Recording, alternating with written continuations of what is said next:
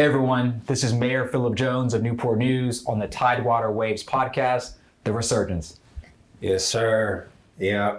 Thank you for coming out and appreciate your time and thank you for your service. Thank you, sir. Yeah, for sure. So, you are the mayor. So a lot of people know you, but for those that don't, who are you and where are you from? So first of all, appreciate the invitation to come on to the podcast. I've been a big fan for a long time. I saw a few of my friends on here, so I had to jump on. I'm Phillip Jones. I'm the current mayor of, I think, the best city in Virginia and the country, Newport News, Virginia. I love it. I was actually born in Okinawa, Japan. My parents are Air Force. Moved to Newport News when I was in the 5th grade, and I've basically been here ever since. Okay, nice. So, that's a big transition. Yeah. So how was that for you, going from Japan and coming out here to the 757? So what I tell everyone is my story is really the story of my parents and my grandparents. Both, grandparents or grandfathers were in the military. Then my mom, both in the Army. Then my mom and my dad, they met in college at the Air Force Academy. My dad was a F-15 fighter pilot. My mom was a KC-135 navigator. So if you've seen Top Gun, just imagine my dad is a Top Gun. My mom basically is like the co-pilot of a big tanker in the sky. So what they tell everyone is only one time in their career did they essentially fly together. And my mom got to refuel my dad sort of midair. And technically she was like 2 months pregnant. So like I was sort of there in the picture, but that's really my heritage. It's one of service and giving back to the country. And so there's only like 3 or 4 spots where they can fly together. It's down in Florida, it's Okinawa, Japan, and it's here at Langley. And so born in Okinawa, I really enjoyed my time there, going to an international school. It taught me what the world really is and globalization. And then we came back here, I think around 2000, 2001, and I did middle school here. And man, I love 757. Nice. Yeah. Well, that's a very dope story when it comes down to like you already kind of having that, experience, so I do want to get into it. I'm gonna fast forward. We're gonna hop around a little bit. I love it. Let's do it. Yeah. So what inspired, your pursuit for becoming the mayor of Newport News? Mm-hmm. And may I say, the youngest mayor in Virginia history. I mean, we got to give you your flowers right now. No, I appreciate it. So I would say, like, I would give full flowers to my campaign team. They helped me, they knocked doors, and the people of my city that believed in me. So we'll take the flowers together. But honestly, after I left here in high school, I went to the Naval Academy for college. I did 6 years active duty in the U.S. Marine Corps. I loved every day of being a Marine. I wanted to stay and do my 20 years, but there's no more wars to fight. And so if you're not, there's no more deployments that are happening, I don't see the point of staying in. Like, I love the military, but I wanted to deploy and sort of get after it. And so I decided what African Americans need the most is we need economic power. We need the ability to have our own banks. And so I went to Harvard to really understand the intersection of public policy and business. And so the idea was actually I wanted to come back and start a Black bank, or a CDFI, which is a community development bank, but basically a bank in a Black community. And I just heard that the current mayor, Mayor Price, who was a mayor for 12 years and was amazing, was decided to retire. I said, well, I'm 31 at the time, 32. I said, I think I might be able to do this, or at least get second place. But my personality is, if I'm going to do it, I'm going to go for the top. And so it was a hard-fought campaign. A lot of good people were running, but I really wanted to come back home and change Newport News. We have been an amazing city for so long, but I believe the role of mayor is one of champion. Someone has to champion the identity of the city and take that on his back. And I said, if not me, then who? Yeah, nah, for sure. Yeah. So I love what you said. Just in terms of the getting after it, loving the rush, but also the economics, so how, what took your mind there in terms of you talking about starting a bank, economics, how important is that? It's one of the most important things. I think people forget how large the operating budget of an independent city in in Virginia is. And as a reminder to the listener, to the viewers, only in Virginia and a few other commonwealths do we have what's known as an independent city. So for instance, The majority of mayors in America, they're the mayor of their city, but their city falls into a county, right? And in the county, they have a board of supervisors that takes care of a lot of the legal administration, the sheriff, court system, et cetera. In Virginia, we have independent cities. So the city of Newport News is actually the city of Newport News and I think Warwick County that merged together. So what that means is our budget is double the size of a normal city. So our budget's almost, 1.2 or 1.3 billion dollars.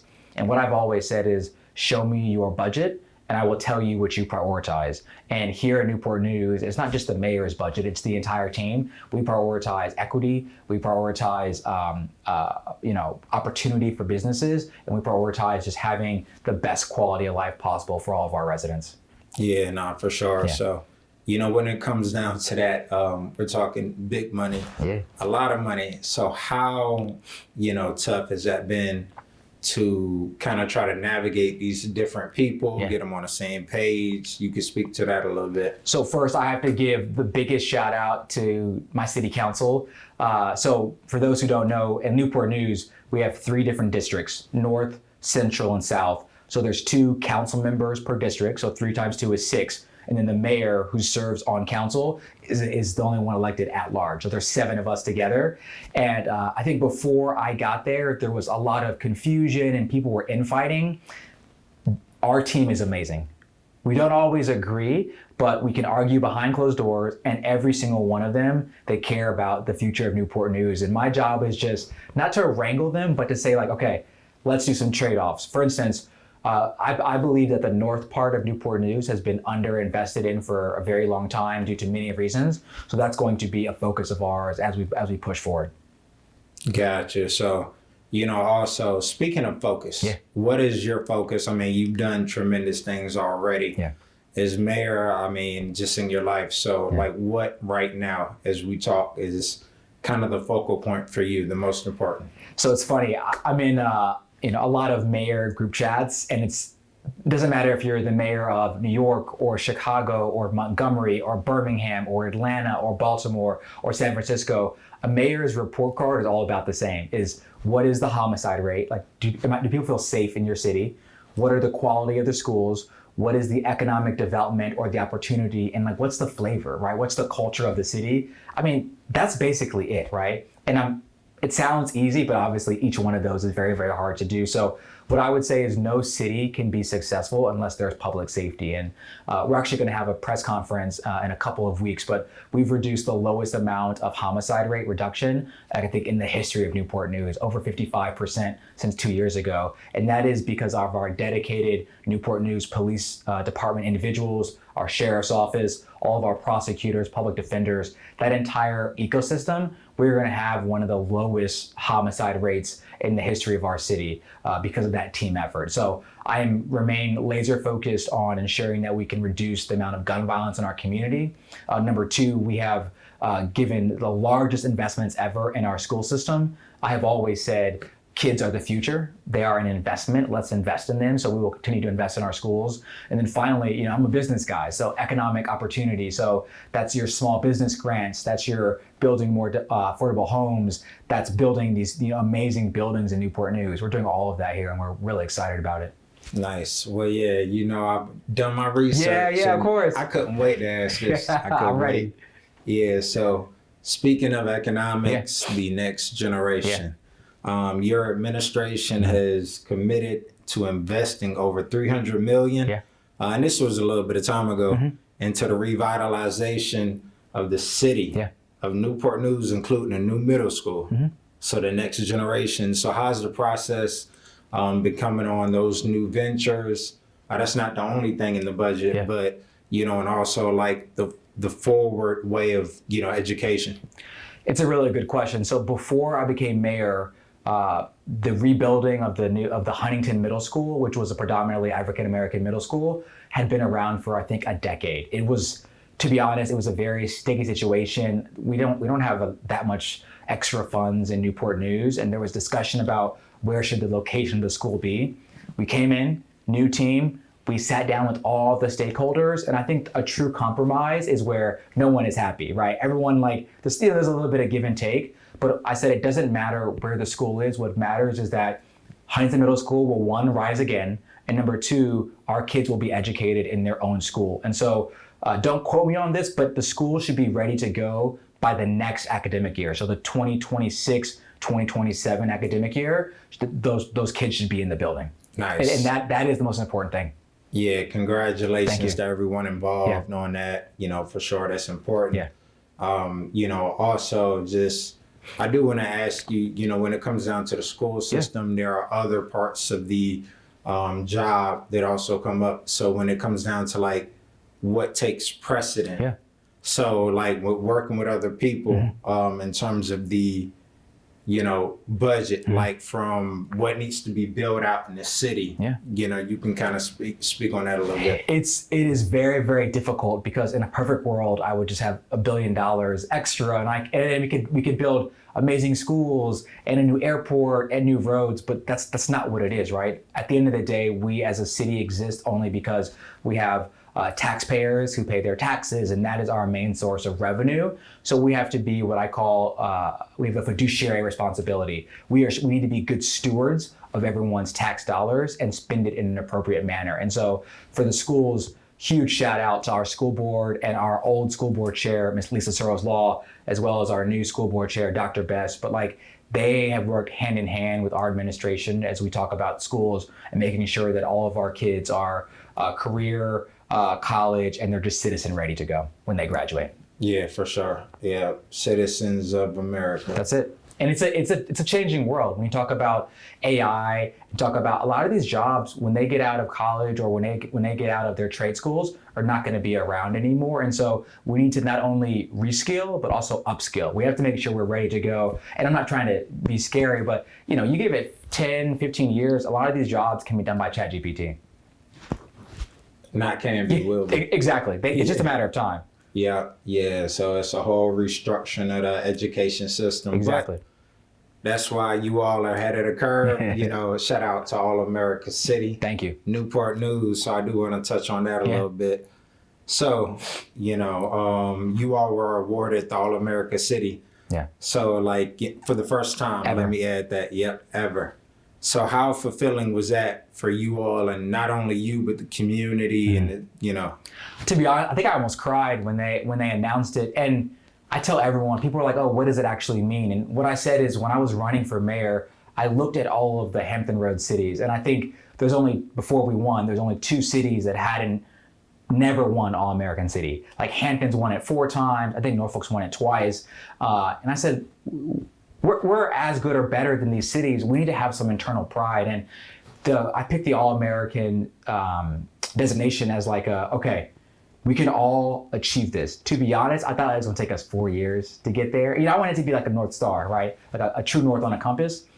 We saw the rubric. We saw that it was about youth empowerment. I'm like, well, guys, I think we can win this. And what I will tell you is, so they pick, it's the top 10 cities in America are picked as All-America cities. Mm-hmm. What I would tell you is when we interviewed in person at Denver and we gave our presentation, that night they said of all the 10 that won, you were number 1 in the country. Wow. I cried, man. I got emotional because it's more than just the mayor wanted it. It's everyone coming together. Our fire, our police, our care team, community leaders, our activists. It was just it was a good day for the city. It was one of probably top 10 days of my life.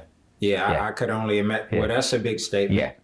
I could only imagine. Yeah. So, speaking of your life, top 10 biggest days. So it's I'm sure you done gone through a lot. You're very on point. Yeah. I would say that. So what has been your biggest plight? Something that you've had to go through to, get to this point right here. No, that's a really good question. I would say, and I've talked about this in other podcasts, I would say the day or the week that I knew that I really wanted to pursue public service eventually was my cousin was killed in the Charleston 9 massacre. He was the state senator, the pastor of Mother Emanuel Church. And most people forget this, but after his funeral, President Obama came and did the eulogy.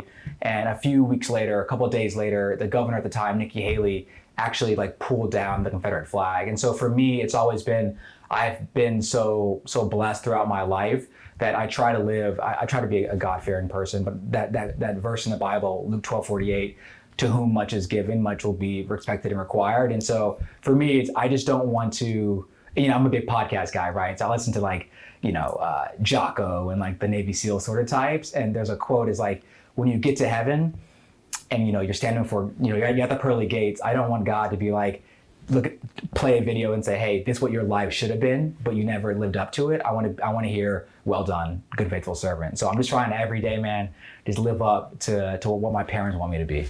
Yeah. And I wouldn't say, as you being a Marine, that try word doesn't exist. Yeah, that's it. You've done it. That's it. There's only do. Yeah. But I appreciate the humbleness. But, in terms of like you just getting to it, you can see certain people that have that energy, like you say, God-fearing. You do have to, lean into that. So also, the second part of that question, I guess, from plight to fulfillment. Yeah. What has been like one of the most fulfilling parts of your journey? That's a really good question. I think one of the most fulfilling parts of my day-to-day is just engaging with people or citizens that have never actually seen a politician or seen the mayor. A perfect example is when I was running for mayor.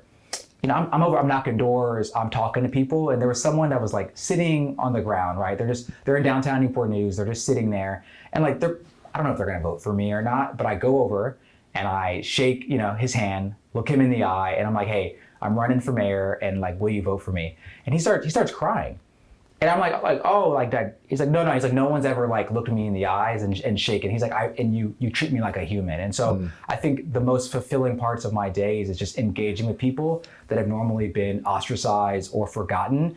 And I view my role as like, I'm a giant megaphone, right? My only job is to amplify the voices of my citizens. That's it. That's the only reason that I exist. And so I just try to do that every single day. Social media mayor. Yeah, man. You gotta coin that. So it's funny. Like I'm an introvert. I'll tell you, I'm an introvert. I'm an INTJ. I recharge I work out. I try to get my 1 hour a day, or at least a 1 hour of like meditation, sauna. Some sort of 1 hour of just alone time. And I like to read books. I love being in the library. That's what I do. Before I started this mayor journey, was never on social media. Maybe if you go back, I maybe have 3 or 4 posts. I just don't like to sort of broadcast what I'm doing. And then when I came into this job as a business guy, I realized I'm like, the issue with Hampton Roads is that people don't broadcast. There's not a good communication. So we just branded it. We branded it just like any new business or startup. We branded it. We have a content calendar. We follow it. And I think people appreciate being like, oh, the mayor is always on the move, because I am. Yeah. And for sure, you beat me to it. I love it. Yes. It's such organic conversation. So it's like, well, you are. Yeah. I'm saying this. This is my opinion. Yeah. One of the most, active mayors, public leaders, I would say, on social media. So, I mean, from speaking to the community, working out, just kind of doing fun stuff. Yeah. Why is that? Well, you already kind of spoke to it, but that visibility. Yeah. Important to you and also the community, and how does that like kind of draw people in, like make them feel included? So it's funny. So I was running when I was running for mayor. I thought that, and feel free to disagree or whoever's listening to this, I thought there was 4 of us that were running. I thought I had the best ideas and the best public policy. I'm a policy wonk. I like to write white papers and read books, and I'm like, and I won most of the debates. Probably 2/3 of the debates I definitely won. And so I was talking to my campaign staff, my friends, and I'm like, I don't understand. Like, I'm winning the debates. I think I have the best ideas, but people aren't really listening to me. And someone said, before someone cares how smart you are, they have to know that you care about them. And it shook me. It shook me to my core. And I was like, oh, this is not an academic exercise. This is like, I need to meet the people where they are. And so what I would say for social media is, that's probably what we post is probably only half of what we do. The other half is like showing up and saying like, I actually don't want a camera. This is for, I think people appreciate that, right? I show up and they're like, oh, I'm like, nah, it's just me here, right? The funerals I go to, the birthdays, I think people appreciate just being like, the mayor is here and it's not a photo op. And it didn't come from me.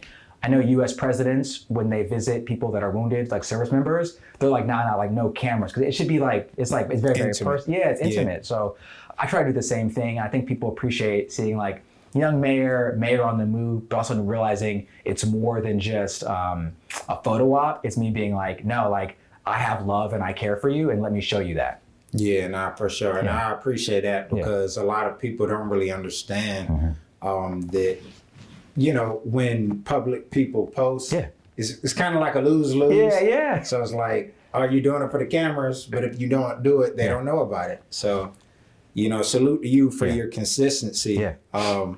But, you know, also when it comes down to you being on the move, you serving the people, the community, how do you preserve your mental health? And I know you said the meditation and working out, but legitimately, you know, those are like, you know, topics that should be brought up. So what I tell everyone, especially Black men, is that I think everyone should go and do therapy. It's the most important thing. Therapy is not for when you're in crisis. It's actually like you do it beforehand, right? Like that's what I tell everyone. So I see a therapist. I think that's important for everyone to do. And I think we have a stigma, especially as Black men, to say, oh, like I'm too hard. It's like, brother, I've met some hard men, straight killers, snipers, right? There's a reason that people will go to therapy because it prevents a lot of stuff. And unfortunately, I've also had a lot of friends who've committed suicide because of the PTSD or trying to be too much of like a macho man sort of thing. So what I would encourage, they hold it in, man. And what I would encourage everyone is, one, do therapy, not after, but before. And also for me, my 1 hour that I get by myself is just like, man, it's zen. I go into my local gym, hoodie on. I got my like Bose headphones that are like 6 years old, stuffing falling out. People know I'm the mayor. They give me the fist bump, and I just go and I crank it out. And that's just like my one like hour of the day that just belongs to myself. So I would encourage people to, whatever your thing is, man. Is it painting? Is it, you know, music? Is it podcast? Whatever your thing is, just find time to be alone and to meditate. And I think that's a privilege, right? Because to have an hour of free time means you have a certain privilege. And I used to hate that word. People would say, oh, you're so privileged. And I'm like, man, I work so hard for what I've got. But it's acknowledging that everyone's got a certain privilege in terms of like, I'm able-bodied, right? My parents are still alive. I have a wife that I love. Like, I'm privileged. We're all privileged in our own ways. That's it. Just acknowledging that. Yeah, and you have the privilege to be grateful for what you have. That's you know, everyone, if they stay in their own lane, I mean, I think the world's a better place. Agreed. So, you know, with meditation comes discipline. And you being a Marine, this is one of my favorite questions I wanted to ask you. You know, an experienced Marine, you know, military family. Yeah. So how did that like upbringing and your service shape your discipline and how you're able to just kind of be so locked into what you're doing? Yeah. You know? To quite honestly, I don't know if it's it's definitely my parents. That's the way. I mean, they're both two colonels in the Air Force, so I'm very strict. I'm the oldest born of three. We were only allowed to watch TV for 30 minutes a day. I used to watch Dragon Ball Z Toonami. You know what I'm saying? That was like my 30 minutes. Yeah. The rest of the time was just reading. And so what I tell everyone, there's a quote, I'm probably going to mess it up, but it's I think it's Seneca. We are what we repeatedly do. Therefore, excellence is not an act. It's a habit, right? Excellence is not one single act. It's a habit. It's being excellent every single day. And my wife hates when I say this, but like if it's a really good day and like I crushed the day, I'm like, today I was excellent, right? Because excellence if I'm excellent 200 days out of the year, do it. That was perfect, right? That compounds. After 4 years, you know, so what we'll call it 1,200 days. If I'm perfect half of the days, that's a habit. It's a muscle, right? And I think, you know, I like to work out and lift. You can't just come in the gym and just go ahead and just hit a max bench or max squat, right? But it's the day in and day out. That's the same for your mental health. That's the same for being a good mayor, for being a good husband, a good father, a good pastor, a good son, a good daughter, like whatever it is your thing is. The day in and day out, it's consistency. That's why I love like the Jocko and the Rogan and the David Goggins Discipline podcast, because that's what it's about. Day in, day out. Yeah, for sure. Day in, day out, and also relates to marriage as well. That's so, it. You know, how is it balancing that? You know, having to give, well, family first, but giving to the community and also still, balancing that at home life and the family? Yeah, so we've only been married for a year. Shout out to my wife, Jamila Winter, or as I call her, Dr. Jams. But it's been a challenge in terms of what you don't want to do. Think of your day or your life as a vessel, as a bottle. You don't want to pour out into everyone and into the city, and you come home and you're like, yo, I got 5% left. That's not going to be long-term sustainable. And I have a lot of good mentors. Shout out to Mayor Steve Reed. He's the first Black mayor of Montgomery, Alabama, and the current mayor. He's my frat brother. He's probably 10 years older than me. He's been a real mentor and helping me out. And so just whether it's the scheduled date night, right, or just the time alone, just that ability to recharge. But I would tell everyone that like having a life partner makes life just so much easier and more, it's just richer. Yeah. No. Yeah. So you were super on point because you mentioned the frat right on. Yeah. Kiss So I find the day I die. Yeah. Yeah. So you are a member of Omega Psi Phi Fraternity Incorporated. Yeah. So. And I'll tell you a funny story. So I pledged District 2 Quarter 1, that includes Howard, right? So my SANS, as they call it. So I went to the Naval Academy. So it was the Naval Academy. It was Howard, it was Bowie State, it was Towson, it was University of Maryland, and I always forget like the other ones, but like those are my quarter one SANs, and so it completely changed my life. I was very popular on campus on Howard after I did that. Let's just say that. But no, to be honest, like Howard. Yeah, shout out to Howard and the Bisons. But it changed my life, and what I tell everyone is, to be a true man of Omega is to live a life of manhood and scholarship and perseverance, and the most important is uplift. And it's uplifting your man and your humanity and your average person. And so I think we all need uplift, right? I need uplift in my day to day, but I think we only exist to help others. What's the point of being alive? It's evolution. Yeah, that's it, right? Evolution. You hit it right on there. Yeah. Yeah. So.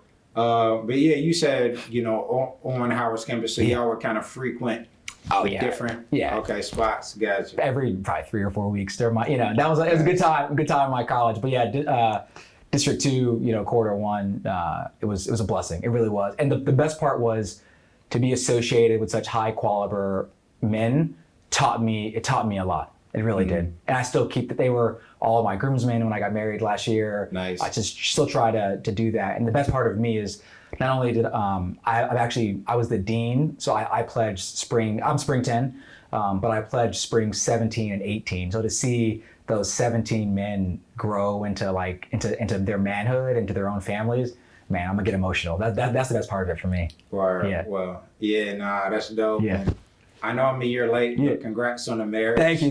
No, I appreciate it. Just a year ago. It's good. So that's what's up, man. So I do want to get back into speaking about just the fulfillment, manhood. Yeah. You got to have your foundation together. Yeah. So being in different circles, how did your studies at the U.S. Naval Academy and Harvard shape your view, like just on leadership, public service? So I'll take it even a step further, if that's okay. So I've always been a fan, like I'm a big history buff, right? And so obviously like the two most ancient cities in Greek were Sparta and Athens, right? So Sparta is like they're working out probably too much. All they do is war and they fight and they're aggressive.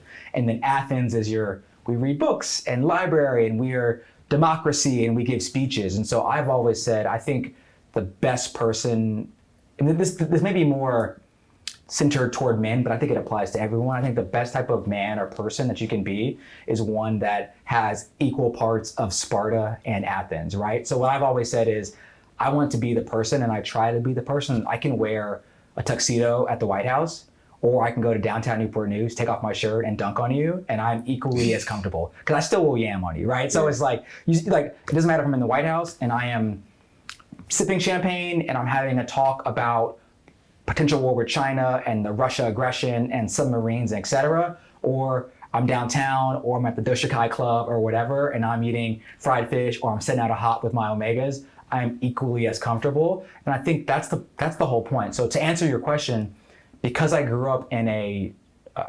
globally, and because I've visited almost, I think, 40 countries, I see what we could be, right? I'm not just bound by what Hampton Roads is, but I know what it could become.